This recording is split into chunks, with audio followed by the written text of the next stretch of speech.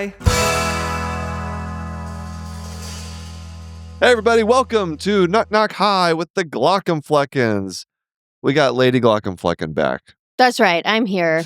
That's right. Right. The last one I was gone.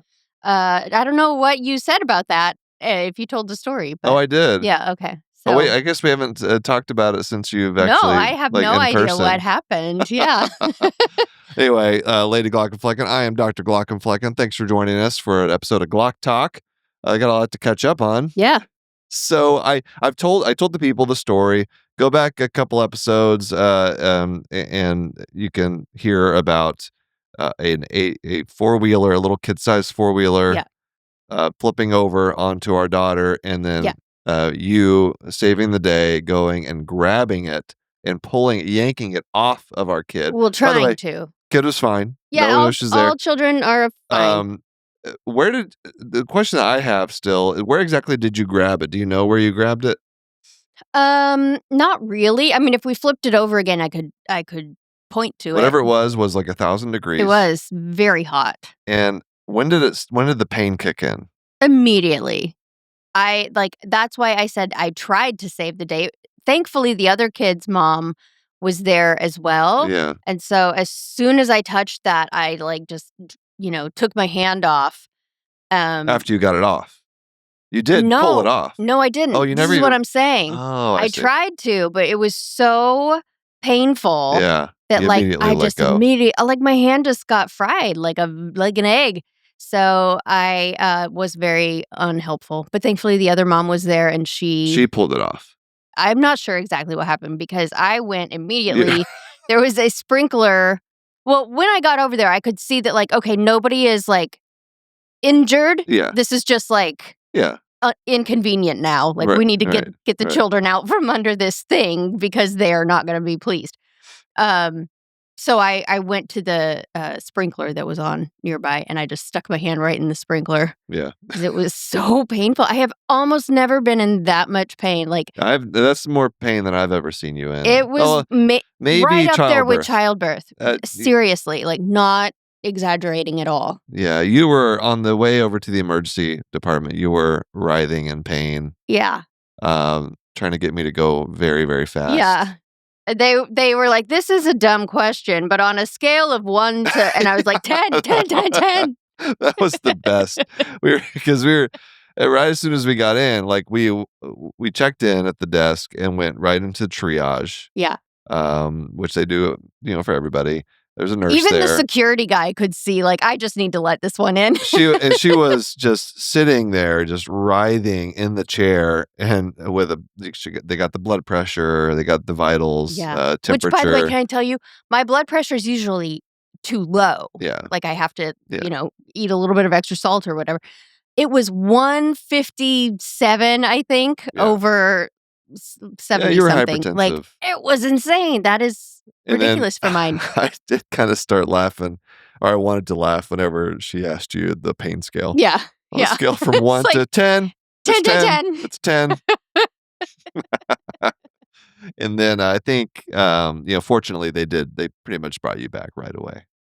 Oh, yeah. I didn't have to wait. You didn't sit out there waiting. Right. Like it was the pit. I really appreciated that. And what was your experience overall? It's with what specifically? Just it wasn't very fun. Oh, I know, but did it go about as you'd expect? They were very professional. Yeah. Yeah. They did a great job. As soon as the Dilaudid kicked in, which took quite a while. It did. They gave you a good amount. They had to keep upping it. And you were you were zonked out, yes, for a while there. Yeah. I mean, that is a large reason why I missed recording the next day is because I was still feeling the effects of that and just was not a full human yet. Oh, man. Well, and I just looked at your hand and it's peeling nicely. You've got some nice new skin underneath your palm, and not as painful anymore. I mean, it's still the new skin's a little tender, but aside from that, good. All right. You survived. Yay. Over the weekend, I'm pretty sure I tore my hamstring. So it's just a string of so that's the great next luck. thing. Because you were at a conference. What was this conference you went to? It's called Craft and Commerce. It's a conference for creators. Creator conference. Yes, it's a creator conference. It's a very good one. Cool. Really liked it. You were in Boise, Boise, Idaho. and there was a dance party.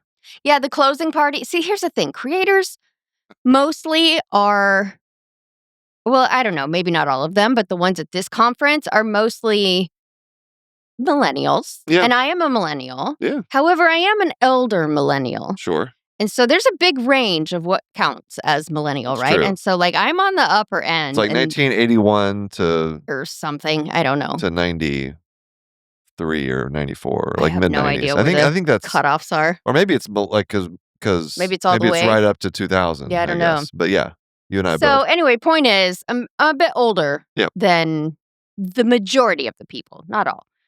But the way that they close this party is they have a dance party, and it was fun and stuff, but I felt my age, and I have learned that maybe 40 years old is the year that I need to swear off dance parties. What was the venue? It's called Tree Fort Music Hall, and it's usually a like concert. So it sort was of a like place. a place that does. Yeah. It was really cool. It wasn't as like a conference venue. like a Hilton ballroom. No. And they just piped the music in. No, it's like a big, it's kind yeah. of industrial looking on the inside. It's got a bar. It's got They had a they DJ? had like a buffet. They had a DJ.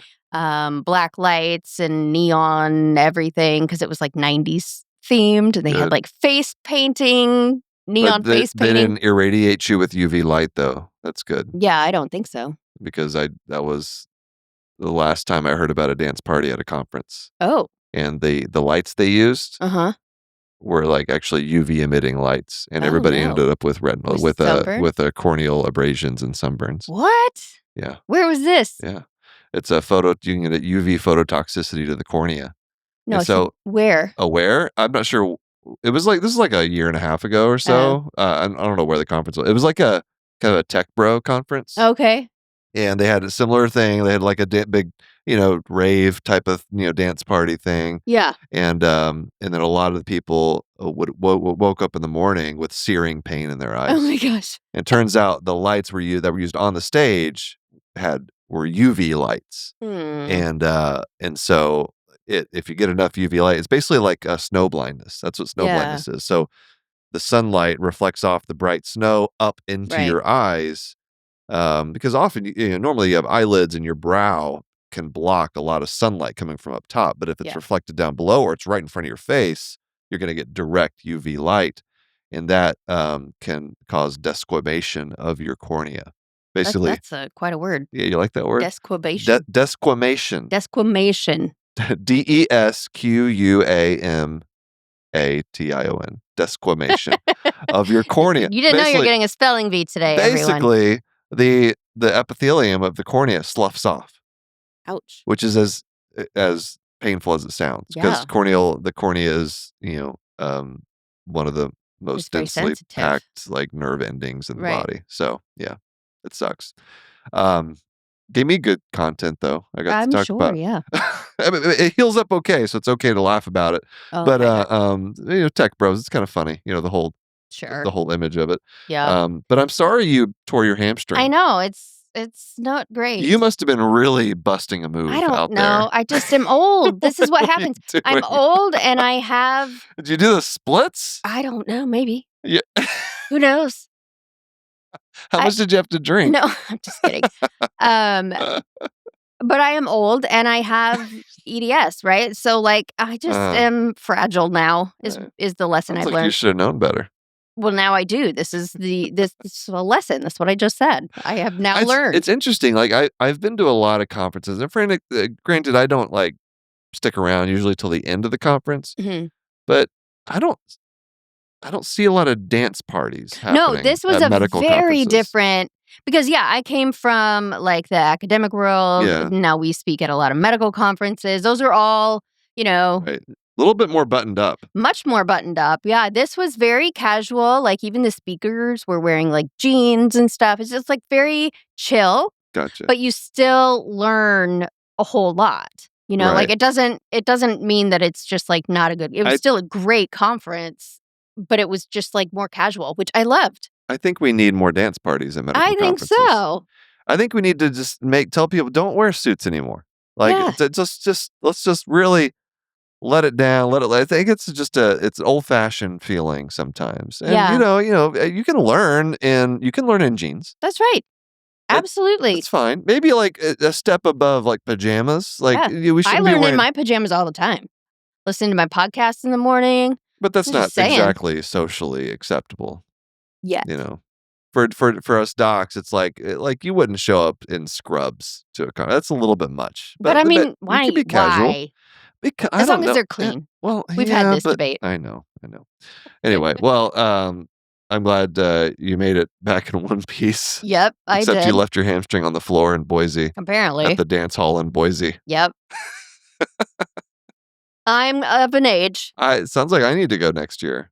Yeah, you should. For creators. You should. It's really good. It's about it's creators helping other creators with, their creator businesses. So it's still a relatively new industry, right? So it's Yep. really useful to do that, to get together with other creators, because most of us are just like alone in our homes making our things, Yeah. So it's nice to be able to get together in person and like swap strategies, and here's what I'm seeing that works, and things like that. So while you were in Boise, I went to Iowa. That's right. So it was the 100th anniversary of the Department of Ophthalmology at the University of Iowa. Where you did your residency. Yep. And they wanted me to come and do a little entertainment at one of the, like a banquet type of thing, a nice event.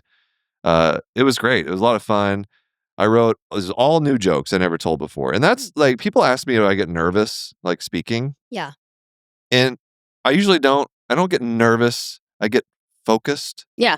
And especially, I say I don't get nervous whenever it's all stuff I've done before. Right. This was like completely new material. Yeah, new jokes is always a gamble. I had never told these jokes to anybody. And it was like a lot of inside humor about the department and the faculty. And so this was like one of those few times where I actually was kind of nervous. Yeah. Because, ideally you'd be able to try out some of the jokes like before you actually are saying say them publicly to a group of probably like 350, 400 people. Right. But I'd say 90% of it went well. Okay, good. There were a couple that still haunt me. Okay. Yeah, what are the 10%? A few days later that I won't tell them, but that just didn't, a couple of them that I thought they were like decent punchlines and just got like no reaction. Crickets. Yeah. I quickly moved on. Okay, good. And then a couple like, groans because I took shots at some people. Uh-oh. It's fine. But then a lot of it was good. Lots of good hearty laughs. So because you were roasting. I was roasting people. You know, that can be a little tricky. Sure. But I mostly roast our outgoing chair, who is a really good sport. Yeah. And so that was safe. Right. It was like some of the other people. I was like, took a couple chances on. Right. And mostly went well, though. I don't think I burned any bridges. Okay, good. Because this is your profession, actually. This ophthalmology thing. It worked out. It was a lot of fun. I got to see a lot of people. And, How does it feel like roasting the people that used to be in charge of you, right? And like evaluating you. Yeah. Like, are you far enough removed now that you see them more as peers? Or is there still a little bit of that dynamic of like, being kind of afraid of them? No, I don't. I'm not afraid of them. I really do see them as peers. I'm 7-8 years out now from residency graduation. Yeah. And I would never have said some of this stuff as a resident. Right. No, of course. That's what I'm saying, though. Like, it could be this little, like... And I did, as part of my residency graduation presentation, I did a little bit of roasting. It was much tamer. Yeah. And of people that you knew were 100% safe. Right. And actually, I got feedback from the current chair, which is the same person I roasted this time around 7 years ago. And he told me I didn't go after him hard enough. Okay. So I rectified that Okay. time. And how did it go? I think he loved it. He loved it? He Okay, told me he good. loved it. Yeah, so it's great. He was laughing. Oh, yeah, yeah. Awesome. And he's an oculoplastics specialist, Yeah. and that's a subspecialty within ophthalmology, and they're like the kind of the general surgeons of ophthalmology, Mhm. so easy pickings. Right. What didn't he I remember you telling stories about, like, he would say things in the middle of He had the most devastating roasts, like, of trainees in the operating room. like, as you are Oh, sitting there yeah. learning how to operate. Like, he'd, like, ask you, what color crayon they used, to on your diploma to, like, Oh my stuff like that. It wasn't just, like, belittling for the sake of belittling. It was just, like, trying to throw you off your game just a little bit Uh-huh. with these very creative one-liners. Yeah. I guess the point was to try to help you learn to work through adversity in the Uh-huh. operating room, Right. but he was delivering all of the adversity. So Yes. I don't know if his methods quite, were, what, anyway, but Yeah. yeah, he was known for, like, really great roasts of people Yeah. in the operating room. In, like, a way that people could appreciate Yeah, even though they were devastated, or he would routinely crack me up, like, he Okay. would making fun of me and roasting me in Well, the yes, but you're not normal. Yes, I think most people took it very well, and he's one of these guys that's like, He's a he nice guy. he can give it just as much as he can take it Take as it, much as he yeah. gives it, and so, these types of surgeons, it's like, if you can throw it back at him a little bit, like, in the moment, Mhm. He just respects you more. you're like, yeah, it's like you get a little bit more respect from him. So, overall, and not every physician's like that, Right. right? And so, Well, I could see that going poorly too with some of the residents. Like, not every person well, I think, appreciates a roast. yeah, I think but in the end, that's another good lesson, like, not to take yourself so seriously that you're immune from criticism, Yeah. and it can go too far. There's you can take it a little bit, like, one step too far, which I don't think I ever personally saw him do Yeah. that. But I'm sure some people, I think that line is different for different people. I think I would almost rather, like, if I have to be criticized, I would rather it be delivered in joke form, right? Like, Yeah, make yeah. it funny, and because it shows that it's like, yeah, you're messing this up, or you did mess Yeah. up, but, like, we're not taking it too seriously. We just Like, he we would want say, you to learn it that he'd you messed up. make fun of you for, like, going too slowly, closing an incision, and the classic joke is like, "Oh, you're gonna letting that, we'll just let that heal by secondary intention," Mhm. which means you're going so slow that the fibroblasts are winning, and they're just gonna close the incision Yeah. itself versus you as the surgeon. Right. There's one of the best ones that we're told, and what I did as part of this roast is I invited all of his former fellows Yeah. to come up on stage at the end of it Uh-huh. and deliver some of his best lines back to him, Oh, nice. which was a lot of fun. And one of my favorites was, uh, basically, saying that, the makers of the suture are, are gonna give him, the trainee stock in the suture because he uses so much of it without actually closing the incision or something Oh. like that. So it's like, you can tell he's been given these lines Yeah. for years and years and just been fine-tuning. It's like a part of his, his Yeah. expertise is Right. finding He's the been right doing thing the to same say. thing as you, just in a different way. That's right. Doing it in the operating room. Yeah. All right, let's take a break. We'll come back, and I want to talk about the Renaissance Fair. Okay.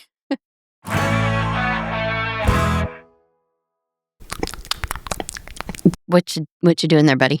I'm so glad you asked. I'm Oh. being a Demodex. Oh, are you? Yeah, that's what they sound like. Those little mites? Uh-huh. If you put a microphone in front of them, I'm sure they would probably, most likely, maybe sound like that. You think so? I don't really know. Oh, well, let's see how much you do really know. Oh, you're going to quiz me? Yeah. Let's do it. What are the only two main species of Demodex mites found in humans? Type 1 and type 2. Close. Demodex follicularum, which are found in the eyelash follicles, Okay. and Demodex brevis, which are found in the meibomian glands. Okay, sure. Yeah. Okay, next one. Next question. Okay. Why do people with Demodex blepharitis often feel itchy eyelids first thing in the morning? I know this, and because they avoid light and come out at night to mate. Oh, Yeah, they're mating on your eyelids while you're sleeping. super. How does that make you feel? So gross. And so people wake up with that itchy, irritated feeling because they've been moving around on the eyelash follicles all night. Mm-hmm. Yeah. Yeah. Great. I'm surprised you even brought that up. I know. I'm just trying to get used to these mites since Demodex blepharitis is such a common disease and we keep talking about them. And that's a big step. That's a big step. Thank you. There's a prescription eye drop, though, that's available for Demodex blepharitis. Did you know that? Yes. To learn more about these mites and Demodex blepharitis, visit miteslovelids.com for more info. Again, that's miteslovelids.com to learn more. This ad is brought to you by Tarsus Pharmaceuticals. Kristen, I got to tell you about a new podcast that every clinician should know about. Ooh, tell me. This is the Sepsis Spectrum. Okay. It's by the Sepsis Alliance and critical care educator Nicole Kupchik. This is really important. Each episode is about confronting blind spots in sepsis and antimicrobial resistance education.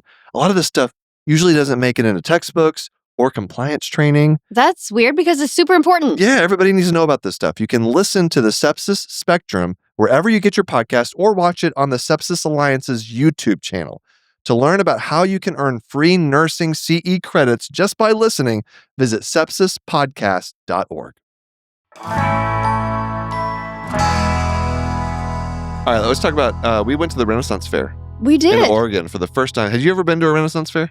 I think when I was like in high school or something, we went as like a field trip. Yeah, this is my first time to ever go there. Yeah. And it's impressive. Yeah.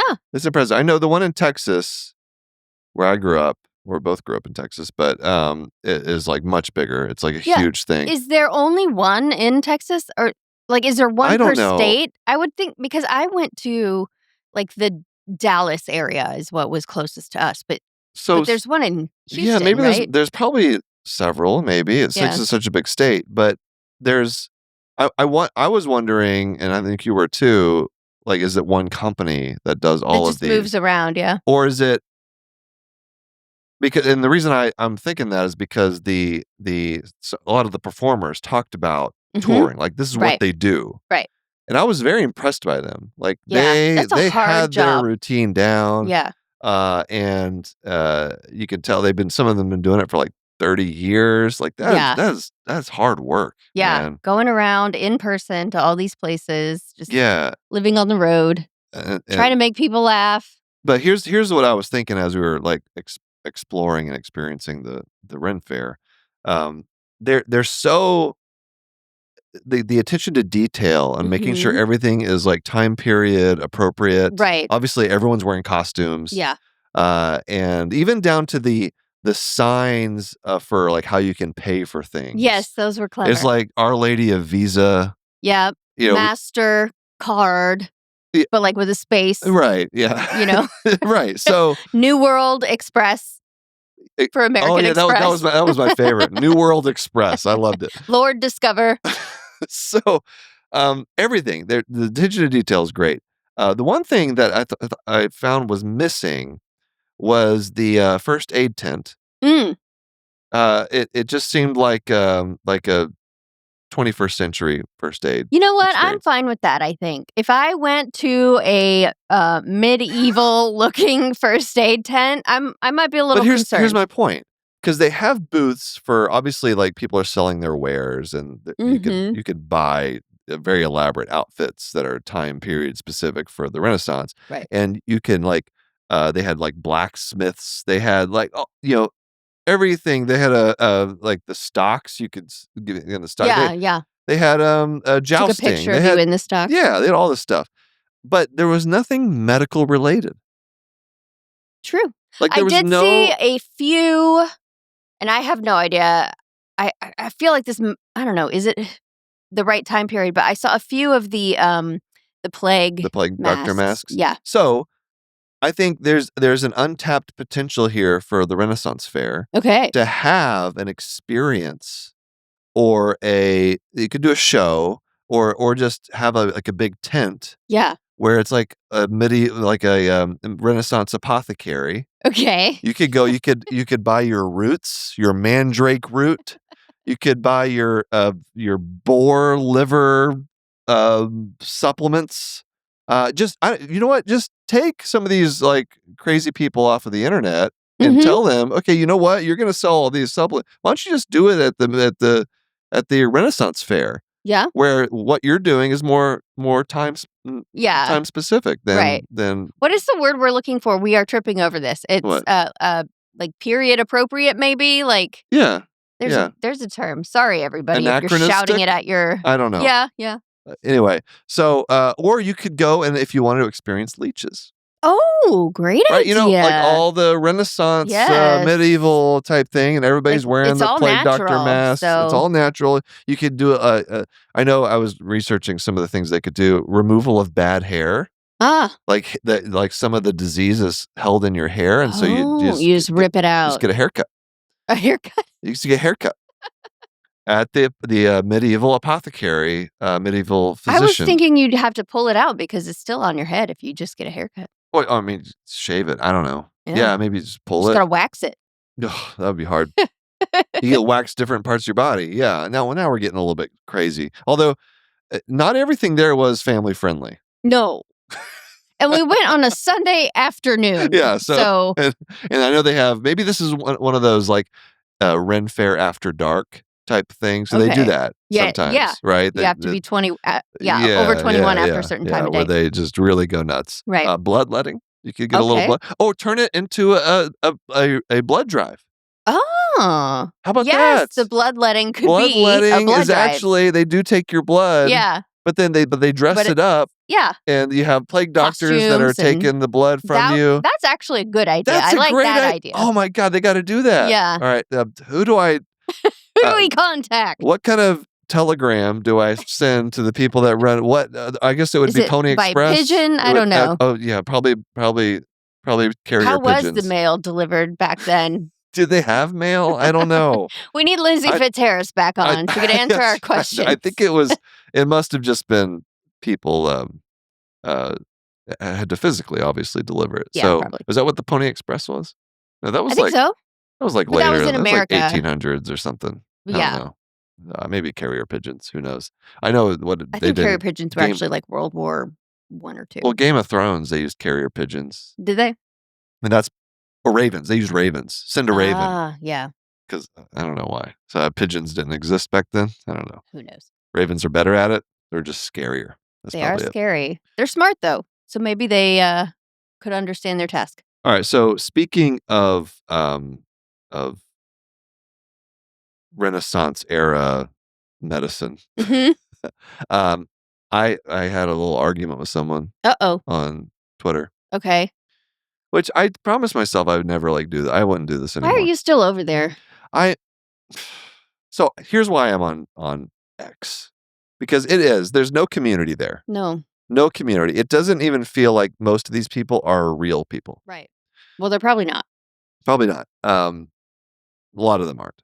But occasionally, the reason I'll go there is to follow live current events, because there's still a lot of people there, a lot of news organizations, and so whenever something is happening, the airplane crash, the Air India, Yeah. you heard about that? I did. I intentionally did not. I am aware that an airplane crashed. I want to Yeah. know nothing else about it because I have to travel by plane Right. so frequently. Right. So we're not going to talk about that, but the point is, stuff like that happens. Yeah.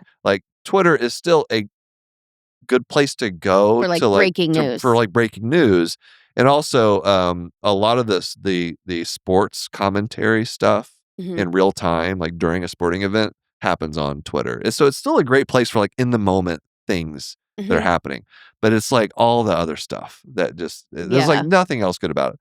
But because I'm still on there occasionally, I'll still see things that piss me off. And then you can't help yourself. I can't help myself. All right, so here's the tweet. I'm just going to read it to you, and I want to get your reaction, okay, to this tweet. Okay.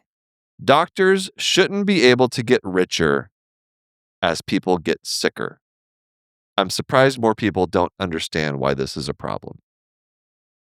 Well, I'm noticing Doctors here that shouldn't be able to get richer as people get sicker. this is written by someone who claims to have an MD. Yep. So this is coming from an MD. I'm not gonna. It doesn't honestly matter who it is, but this that Yeah. statement. What is your initial reaction to that statement? I think that it is personally, I feel like it's a little misguided. Like, there's so much that goes into the finances of how the healthcare system works, and Yeah. then what is it, like a tiny percentage, 8% or something? I don't know. Yeah. Some small percentage actually goes towards, physicians Right. being It's a paid. small amount of It's very small. the It's actually healthcare going to expenditure. these other places like insurance companies and administrative Yeah. costs and all of this. Yeah. Right? Is that correct? That's correct. Okay. Yeah. Yeah. Tell you what, let me take a break.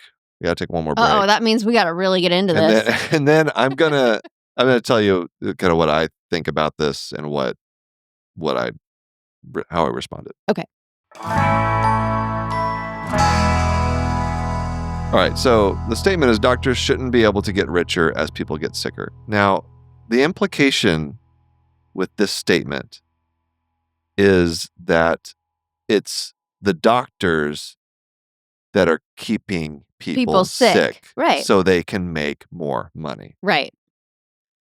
And this coming from a doctor, Yeah. because I've seen that. I mean, people say this stuff all the Yes. time. This is like a common thing. Right. Doctors are all they're all paid by big pharma. Right. Well, because we hear that being a doctor is one of the things that as a little kid, your parents, hope that maybe one day you will be because, Right. of the salary and whatever. So I think there's already a common perception in the public that doctors are all rich. And this is this kind of thinking that doctors are going against the what they're what they're supposed to be trying to do. Right. Because by the way, when we go into medical school, nobody thinks I can't wait to keep my patients from getting better. Right. So that I can make more money. Right. That does not make any sense whatsoever. But you only see this with this kind of argument, this kind of thinking with physicians for whatever reason. You don't blame firefighters. Oh, yeah, I see what you're saying. For fighting fires. Right. Right? Yeah. It's like they're like the firefighters they're starting fires so that they can yeah, so they can make more money fighting fires. Or how about mechanics for broken cars? They're out there breaking all the cars. It's nonsensical thinking. Yeah. It's just people are living longer. Mm-hmm. People get sick. Our population is increasing. People are getting older. They're having more medical issues. Mm-hmm. So you need doctors. You need doctors to be, advancing medicine to take care of people as they get older. People are getting sicker. And there's lots of things that are causing us to be sicker. Our food is probably one of them. Yes. But it's the fact that it's like the doctors themselves, they're like, oh, I know what you have, sir. But I don't want to make that better. Yeah. I'm going to, just because someone's over here is paying me to make sure you don't come on. Yeah. What is this? So anyway, I try not to engage with people but this particular doctor that I'm responding to with this has over almost 300,000 followers on Twitter alone, and probably a lot more on other platforms as well. And so this is one of those things okay, I'm going to say something here. First, do you know anything about this person? I don't recognize this name. No, doesn't matter what the name I don't. is. This is the first time I'm seeing it. But are they one of the doctors that has become a grifter? Is what I'm really wondering. Well, so when I looked into this creator, and half of it is all about the whole what's hot right now, which is metabolic health. Mm-hmm. So he does coaching, and he's selling supplements. Okay, well, that's all you got to say. He has his own line of supplements. Of course. Inflammation and immune support is one of the names of the supplements. So he wants you to believe that doctors are Right. out to get you so that you will buy his thing instead. Exactly. It's like, don't all the traditional medicine is bad. Like, the doctors are keeping you sick. They don't want you to get better. I know how to make you better. Which is really ironic, By the don't you way, think? if you sign up for a subscription, you can get these Yeah. supplements sent to you every month. Come on, guy. Right. Like, come on. And so I just called him out on it. And there's like this back and forth. I basically said, you can disregard the medical opinion of any physician claiming doctors profit off keeping you sick, and in their next breath try to sell you their own unregulated, not evidence-based supplements. And then I'm not going to go into the whole back, but he responded to me, and then and this is exactly, and it took up like half my day, and it's just like, this is why. On one hand, like, I think it's important that people call out these types of, charlatans, these types of snake oil salesmen.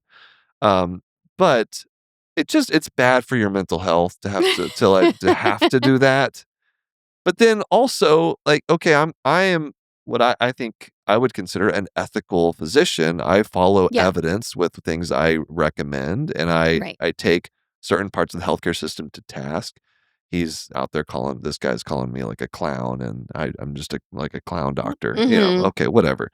Like, the ad hominem attacks, I don't really care about. But my point is, though, like, does calling them out, like, the people that buy into this type of thinking that this guy is putting out there, does any amount of other evidence-based people taking him to task really change anything? Is it worth it? I can't help but thinking that. I feel like it is worth it, because we can't just let these people go, like, unchecked into society. Sure. But then, like, is the ideology so entrenched that you can't reach people? I think that it is, and this could be a whole episode all on its own, but I think that from my psychology background, I think you're right that, like, yes, the benefit of calling them out is not to change his mind or any of his, people of similar philosophy. You're not changing their mind. You are just providing accountability in public, right? So you're saying, we're not going to let you just have a runaway train here. Like, it's a kind of a form of protest, right? Of like, no, here's the boundary. Yeah. However, if you want to actually change people's minds, that's a whole different process. Like, if you study what is effective in changing people's minds, it's not this, like, Twitter type or even just all of social media, sound like, bites, calling out. Call out culture. It's understanding the person that believes these things, and then it is having real empathy and interest in. I'm going to just assume that you are a smart person, that you are, doing the best you can with the information you have, and you're not like, I'm not just going to come out and call you an idiot or something. And I want to understand how it is that you got to believe these things. Like, let's figure that out. Like, out genuine curiosity, genuine interest, kindness, empathy.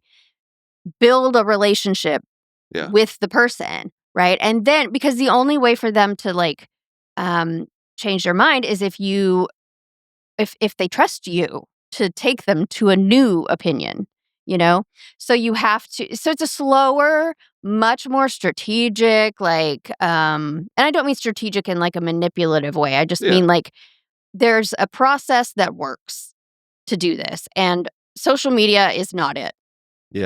Short form, just blasting out your thoughts to the public, not the way to do it. I think that what that does is, you could think of it more like a protest, right? Of like the No King's Day protest that just happened. It sends a message, is what it does, to the person in power, or in the case of Twitter, to the person who posted.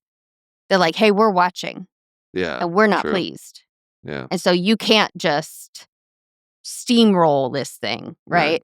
You're going to have some resistance here. That's what it does. That's what it's actually effective at. But it's not effective at, like, changing someone's mind. Yeah, like the individual. I mean, where you can potentially change their mind is, like, in the interactions that physicians have with patients.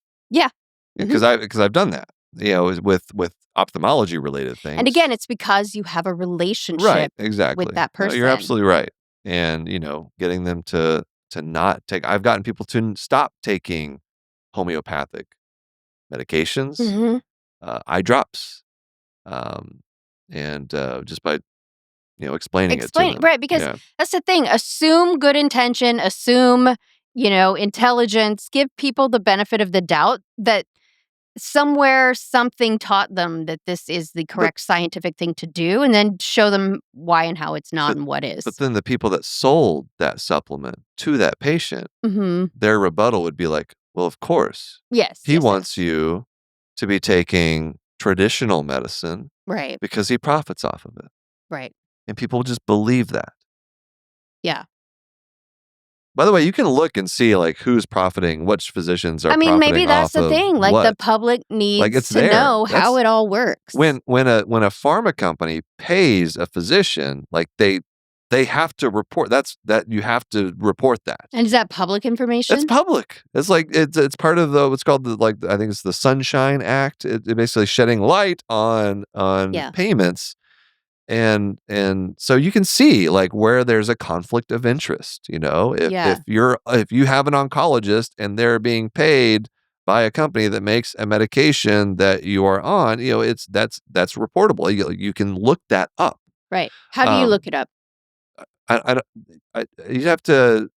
Ask ChatGPT. Yeah, just you could Google. I don't know exactly, like, where that information lies, but But it's I'm sure out if there. you Google Google it, Sunshine Act. yeah, if you look for it, like, you'll be able to find that information out there. Okay. And so and that's an important thing, I think, that's why whenever you go to a conference, you see physicians give talks, like, they have disclosures Right. so that people know, okay, well, he's talking about this, which he's been paid by this company, and he's talking in favor of this guy. Like, you need to know, you need to understand conflict of interest, Right. and those disclosures are very important. But And see, patients don't have access to those disclosures.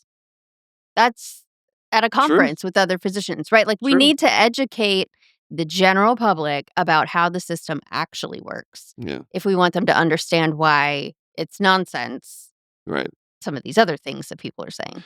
But then also, just because a physician does, like, consulting work for whether it's an industry company, pharmaceutical, whatever, like, that doesn't mean they're wanting you to be sick so that they can make that still doesn't make any sense. Right. Like, there's so this type of thinking, I don't know how to make it go away, but it's trust me, your physician did not get into medicine to think I can enrich myself as long as you don't get better. Like that, Right. trust me, there's plenty of disease out there. Like, There's enough to go around. we're gonna be busy trying to make you better, like trying to make everybody on earth better. Like, we don't need to be keeping someone sick to make money.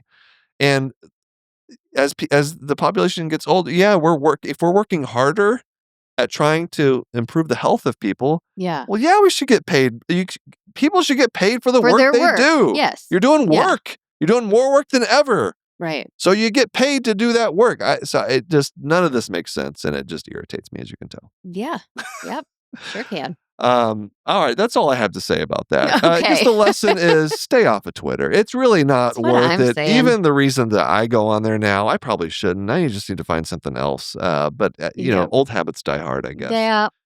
All right. You know what might be more effective? Just one quick idea. Yeah. What if you were to screenshot, either the original tweet or you quote tweeted the your response. Yeah. Just screenshot that and put it somewhere else, and you can even you know put something over the name so you're not calling out any individual in particular. Like, if you're trying to educate Yeah. people about how it works, I think that's the way to go. Take it, grab it, say, I'm seeing these things and I I'm know. going to share them and tell you why this is flawed thinking, Yeah. instead of arguing with the Right. person themselves. People, and Because then they're just going to argue back.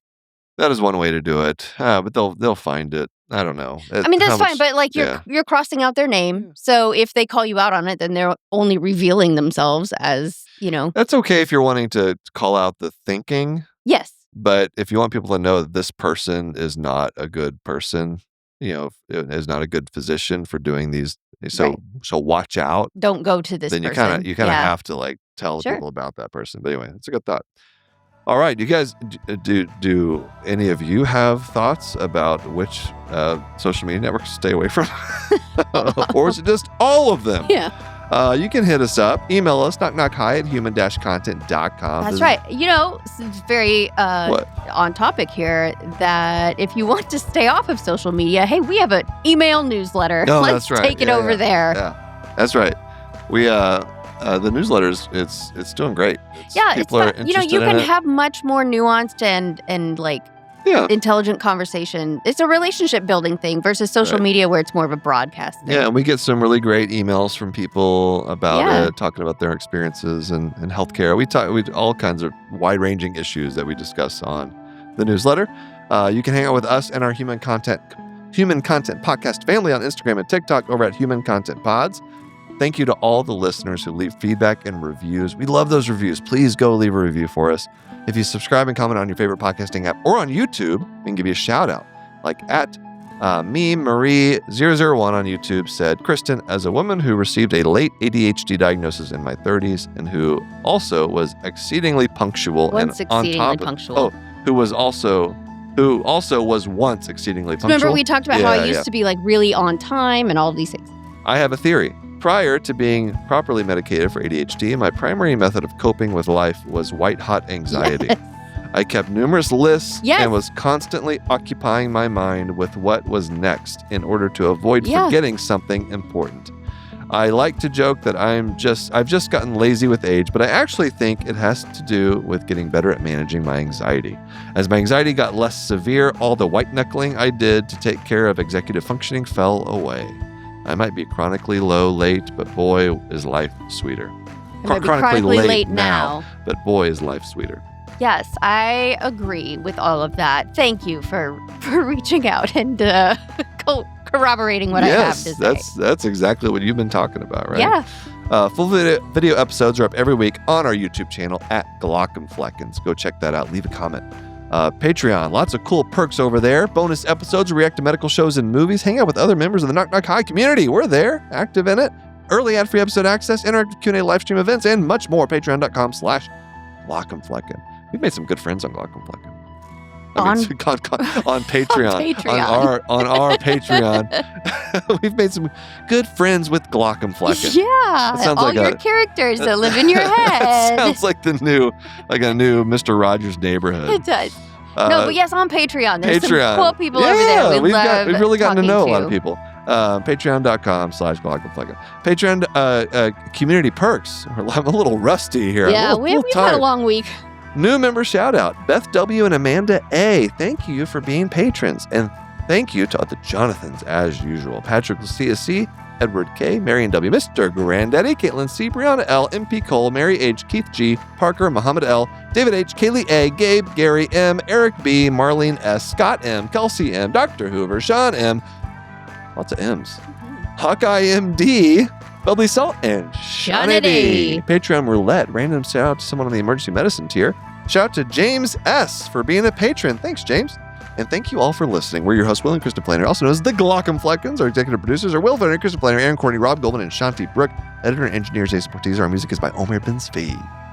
Speaking of being paid by, I could do like the commercials for the for like pharmaceutical companies for side effects. Yeah. I'm really, which is good because because people tell me I speak too slow, but I can really crank it out when I need to. You know how you do that though is you end up like just skipping entire letters. To learn about our Knock Knock Hi's program disclaimer, ethics policy, submission verification, licensing terms, and HIPAA list terms. Like that? Did I skip some? You did a little bit. Okay. A little slurring. Yeah. You can go to, my mouth doesn't move fast enough. You can go to glaucandflecken.com or reach out to us, knockknockhi@human-content.com with questions, concerns, or any fun medical puns you might have. Knock Knock Hi is a Human Content production.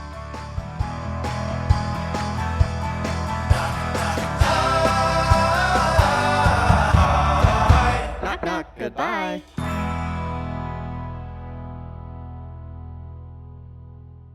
Thanks for watching the episode. You can find more on that playlist over there. If you prefer to listen, or you just had your eyes dilated, you can binge full episodes wherever you get your podcasts.